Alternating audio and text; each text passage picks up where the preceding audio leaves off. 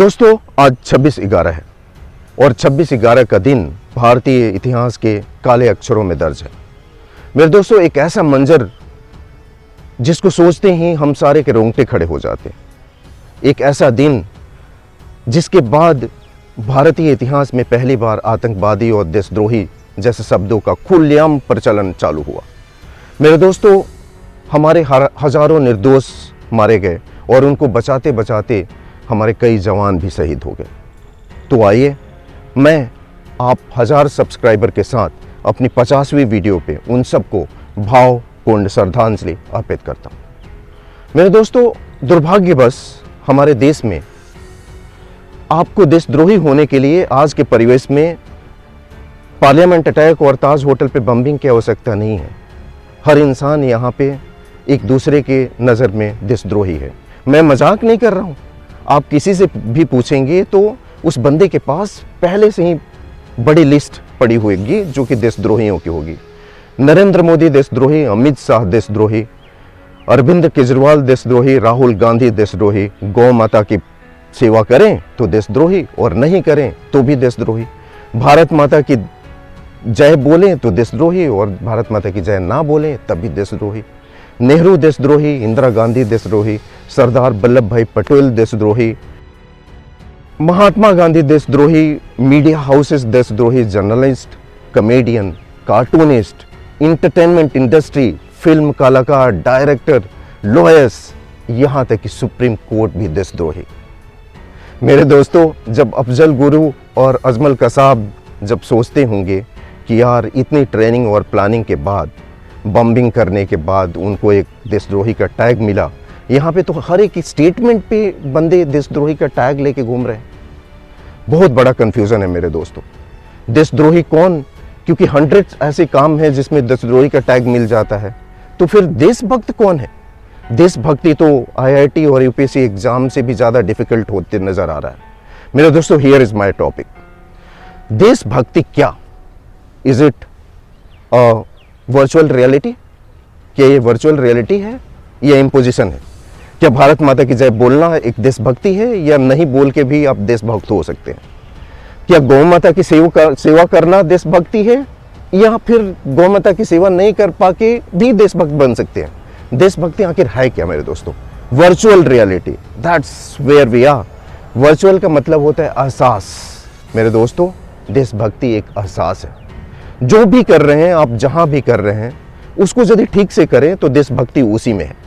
मैं एक कहानी सुनाऊंगा कि ट्रेनिंग के दिनों में, फौज के ट्रेनिंग के दिनों में हेल्थ रन 4 o'clock स्टार्ट होता था और यदि हेल्थ रन आप नहीं गए या फिर क्लास को बंक मार के और आप बेकरी शॉप में पाए गए ना, तो ऐसा लगता था कि अभी अभी ये बम ब्लास्ट करके बंदा आया है और उसको पेला जाता था, अच्छी तरह से पेला जाता था और ऐसा लगता था कि पूरी कायनात आपके विरोध में पड़ी हुई है और आप फिर से उस चीज़ को कम से कम तो दोहराने की जरूरत नहीं कर पाएंगे।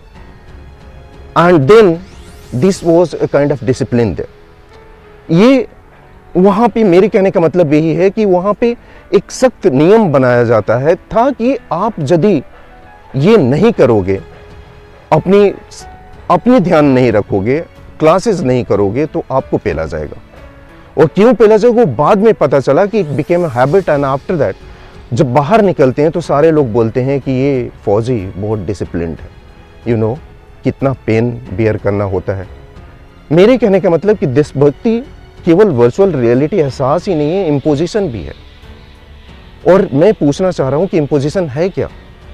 क्योंकि देशभक्ति के लिए नॉट नेसेसरीली भारत माता की जय बोलना इज गुड एनफ, बोलना चाहिए, लेकिन एट द सेम टाइम केवल भारत माता को जय बोल करने के लिए आप कर क्या रहे? भारत माता कैसे जय होगी? आपने क्या किया भारत माता की जय करने के लिए? आप क्या कुछ भी काम कर रहे हैं? आप स्वीपर हैं क्या? आप रोड अच्छी तरह से साफ कर रहे हैं और आप अपनी ड्यूटी को सही तरह से निभा रहे हैं कि नहीं निभा रहे हैं?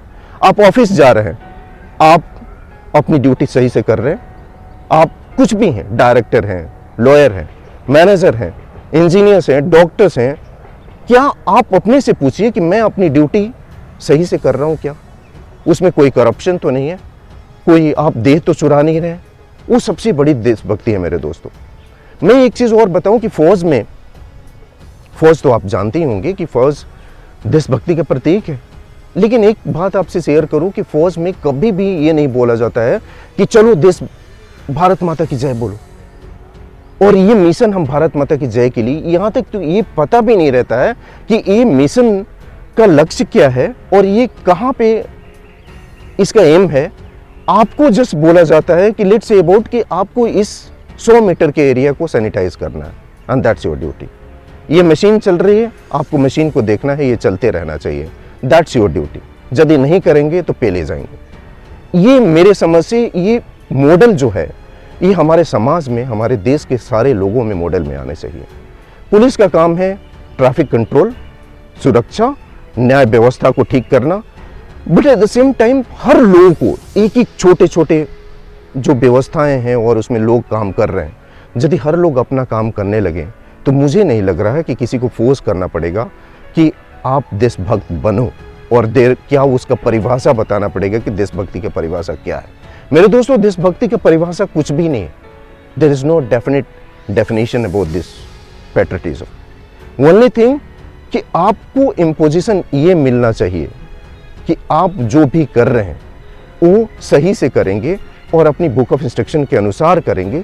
जितना लिखा गया है, जितनी व्यवस्थाएं हैं, उससे ज़्यादा करेंगे, उससे कम नहीं करेंगे, और उसको एक ह्यूमन टच देंगे और नेशनल टच देंगे। वही आपके लिए देशभक्ति है। यदि स्वीपर ठीक से स्वीपिंग कर रहा है, यदि पुलिस ट्रैफिक कंट्रोल कर रहा है, तो एक्सीडेंट नहीं होंगे। सिंपल सी बात है। जैसे कि मैंने बोला कि फौज में ये नहीं बोला जाता कि ये चीज़ हम लोग भारत माता के लिए कर रहे हैं, नहीं। किसी को पता भी नहीं रहता है कि ये इतने किलोमीटर फ्लाइंग करना है, ये बम्बिंग में फिट कर रहा हूँ, किस लिए फिट कर रहा हूँ।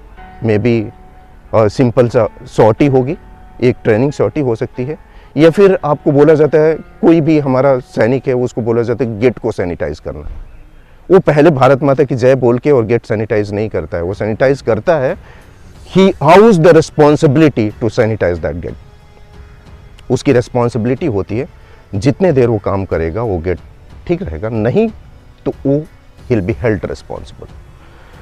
हियर इज माई टॉपिक मेरे दोस्तों। देशभक्ति का मतलब रिस्पॉन्सिबिलिटी, ओइंग द रिस्पॉन्सिबिलिटी। यदि रिस्पॉन्सिबिलिटी आप वो नहीं कर रहे हो तो पेला जाना चाहिए। It should be imposed. आपको डर लगना चाहिए, आपको ऐसा दिमाग में होना चाहिए कि ये मेरा रिस्पॉन्सिबिलिटी है। खाली बोल देने से या कह देने से या किसी चीज़ को डिफाइन कर देने से नहीं होगा। ये रिस्पॉन्सिबिलिटी बियर करने की बात है। आप you have to bear the responsibility. आप you have to sanitise your office, home, wherever you are doing. आप एक चीज़ और ध्यान रखिए कि अपने घर में तो अरबों करोड़ों रुपए के सामान लगाते हैं, and what about the common space? वो आपके देश का नहीं है, वहाँ पे कूड़ा रहता है, वहाँ पे डॉग्स बिट रहते हैं, वो आपके देश का है कि नहीं है? यही मेंटलिटी में सुधार की आवश्यकता है। यही एक एक्स्ट्रा माइल जाने की ज़रूरत है मेरे दोस्तों। आज के लिए इतना ही। देशभक्ति अपने काम में है। आप भारत माता की जय बोलें, गौ सेवा करें, ये सारी चीज़ें अच्छी है, लेकिन अपना काम जहाँ भी आपको फिट किया गया है सुचारू रूप से करें, और यही देशभक्ति है। इसी के चलते देश हमारा प्रोग्रेस करेगा, और दूसरा कोई उपाय नहीं है। यदि नहीं है तो इम्पोजिशन होना चाहिए उस इंसान को, या वो भी public wherever you working, पेला जाना चाहिए। आज की वीडियो इतना ही। Thanks for watching. एक चीज़ और कि मेरे पास बहुत सारे कॉल आए, आप सारे को बहुत बहुत ढेर सारी शुभकामनाएं, धन्यवाद, साधुवाद 1000 सब्सक्राइबर के लिए और आपके सब सपोर्ट के लिए। बहुत सारे ये कॉल आए कि यूट्यूब मनी कितनी मिलती है। सबसे पहले तो मैं ये रिक्वेस्ट करूँगा कि जो भी आप कहना चाहें वो कमेंट बॉक्स में डाल दें। और जहाँ तक रही यूट्यूब मनी की, तो उसमें अभी तक ऐसा देयर इज़ नो मनी, क्योंकि यूट्यूब का एक प्रमोशन कुछ पॉलिसी चेंज हुई है, और सारे चैनल्स में without considering the amount of views and amount of views hours देखे हुए बिना सारे चैनल्स में एडवर्टाइजमेंट्स आते हैं। So there is no connection between advertisement and the earnings. अभी तक तो मेरे को कुछ नहीं, but one thing is promise from my side. मेरा ये दावा है कि यूट्यूब की मनी जब कभी मिलेगी भी, आज से 5-10 साल, जब भी, वो कंप्लीट चैरिटी में जाएगा। Thanks for watching. Thank you. जय हिंद।